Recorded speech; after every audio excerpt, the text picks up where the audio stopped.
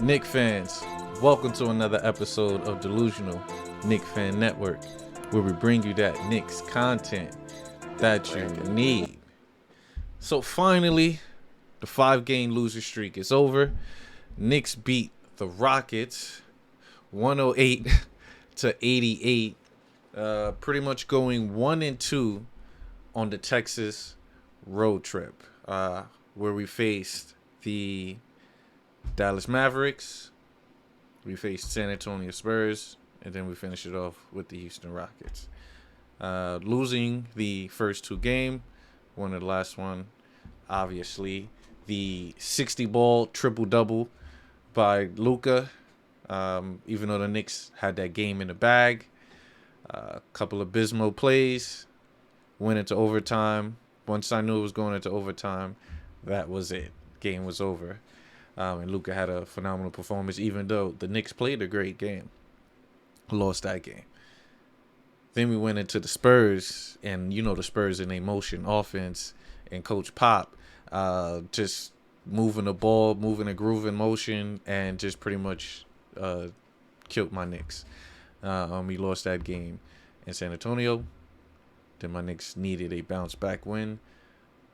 Crazy thing is, I thought my Knicks was going to lose this game, but ultimately we showed up and showed out for this game. Starting off the new year pretty much at over 500 with 19 and 18, which I wanted them to literally have over 20 wins for the new year, but we'll take it because I think that's like the average of where most of the 6 and 5 and 4 and everyone pretty much have 20 wins. I was hoping the Knicks would have been in that range. But yes, for the first time in over 10 years, which is bad for me to be stating that, but the first time in over 10 years, the Knicks are going into the new year over 500. The team that did it was obviously, of course, the Melo-led team with Tyson Chandler, J.R. Smith, Prigioni, players of that sort that got us into what I believe the second round when we lost to the Indiana Pacers. But the Knicks, I want to say they had either 52 or 54 wins that season. So hopefully we can finish this year with over 50 wins. So yes, that was the 2012-2013 season. We are in the 22 heading into the 23 year. So let's talk about our Knicks, ladies and gentlemen. The Knicks. This game, starting off the first quarter, it felt like the Houston Rockets couldn't miss a three-pointer. They were on fire. Give it to the Knicks leading in the first quarter. Then literally from the second quarter all the way to the end of the game, Knicks said, hey, can we play defense? And they decided to play defense. Pretty much locking up star players, playing good defense. Well, star players from meaning, the players that the Rockets have, which is necessarily not stars, but they are great at what they do on there. Love the ISO play, the creativity of these guys. Green is someone that I'm like, if that could have been Cam Reddish, put him on a team that's in development, that's learning, let them find their ways, let them make the mistakes. Cam could have been averaging the same numbers. I believe his numbers are 21, 4, and 5. I think Cam could have probably done the same thing. So maybe, like I said, Cam luck is just he got drafted to the Hawks, which was a stacked team. Then he got traded to the Knicks. At the time was a stacked team at the position. And pretty much he just didn't have the opportunity. And I stated before in one of his videos, Cam luck is just bad. He went to Duke. That was a stacked team. So he wasn't seen as the primary guy because you were playing behind how many guys? You had R.J. Barrett. You had Zion Williamson.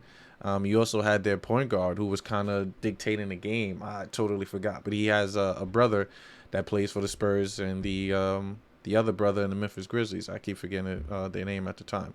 I think it's Jones, the Jones brothers. We're going to call it the Jones. I think it's Tyrese and Tyrus Jones. There you go. Look, it'll come eventually.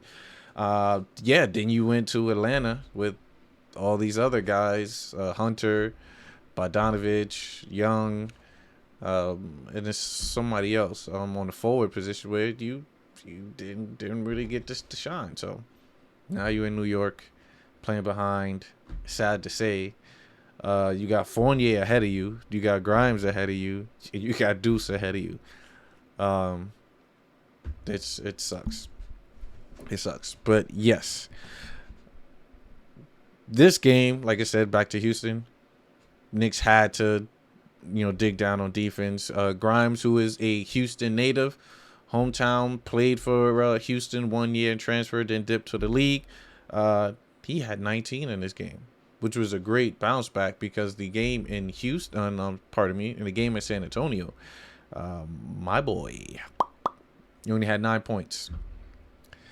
But the game before that in Dallas, which I thought that was going to pretty much start something great, is you put up a career high 33 points. Yes, Brunson was out, and RJ literally was out because he only played 1 minute, and you stepped up. You stepped up to the plate.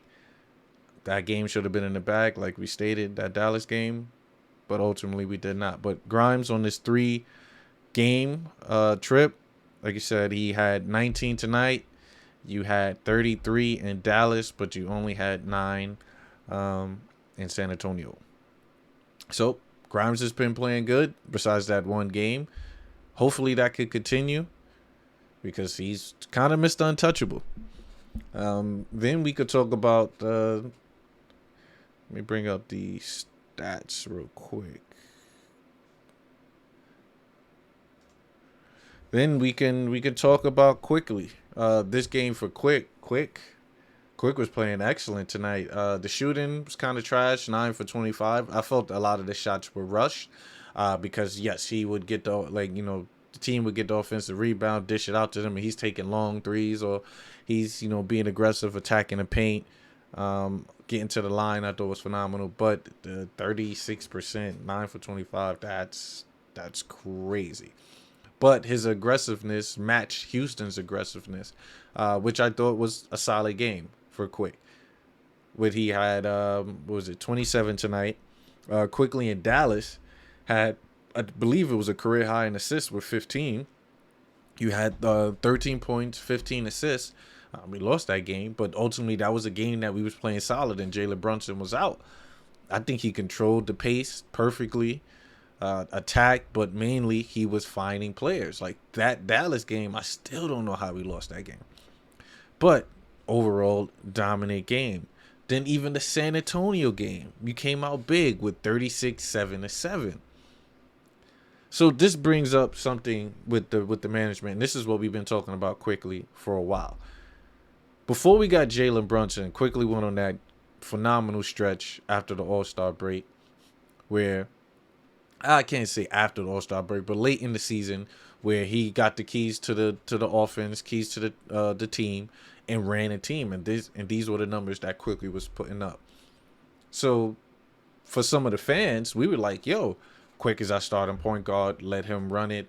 I was someone who was saying no, but I can also see him as a starting point guard.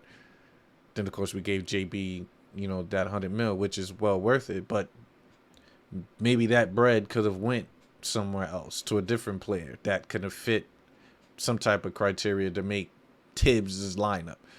I don't even think Tibbs know who he wanted or the organization for that part. But this is the production that we can see from Quickly. Now with Brunson playing, 32 minutes per game, where does that leave Quick to get his minutes? When he had the solid rotation, he obviously was getting his minutes, but that was only like 23 minutes. Quickly is a guy that needs 30 minutes per game. Clearly, as you can see, he's very productive. But for me, I like Quick as the sixth man. I truly do. He could be the Ben Gordon for this Tibbs, because, we're going to relate it to Tibbs, but he could be that Ben Gordon type player for them.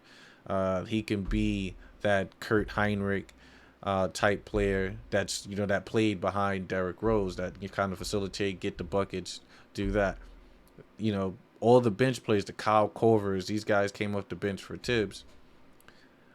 Even one of the coaches that we have on the bench, What is his name? Aaron Brooks. So you have Aaron Brooks there. These are the type players that Quickley can be explosive off the bench. I would keep that the J.R. Smith player. I would keep him as the bench. But for now, perfect. Now, the man of the hour, the man who's been literally keeping the Knicks afloat. I thought it was Brunson, but when I look at the numbers for Julius has been crazy. Julius is literally playing better than his most improved year. I think so. Right now, out of the last 10 games, Julius had 9 double doubles. 9. He's putting in work. Right? So the game tonight, Julius had 35, 12, and 6. 35, 12, and 6. These are legit numbers. Like, that's player of the week numbers. The Dallas game, he had 29, 18, and 4. The Spurs game, he had 41, 11, and 7. If we would have won all 3 of those games, Julius Randle would have got player of the week. There's no doubt about that. Even with Luka dropping 60, I think, well, he could probably get the Eastern player of the week because Luka, I think he dropped I think he dropped 50 tonight or something. So he probably would have got it on the Western side. But Julius has been balling.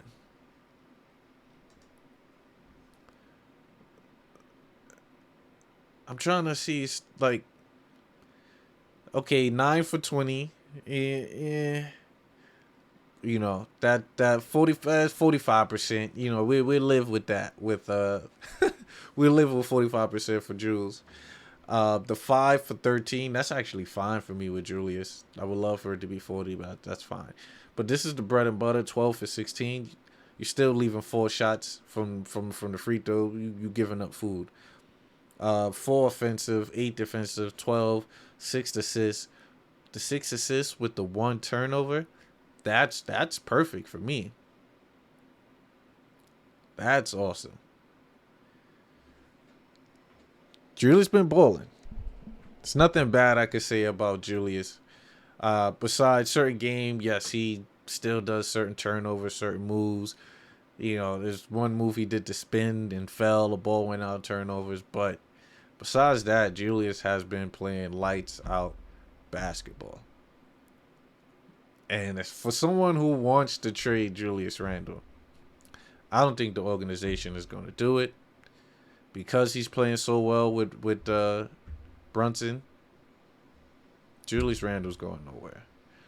They're going to literally keep that 2 tandem together. Now we got to figure out with RJ.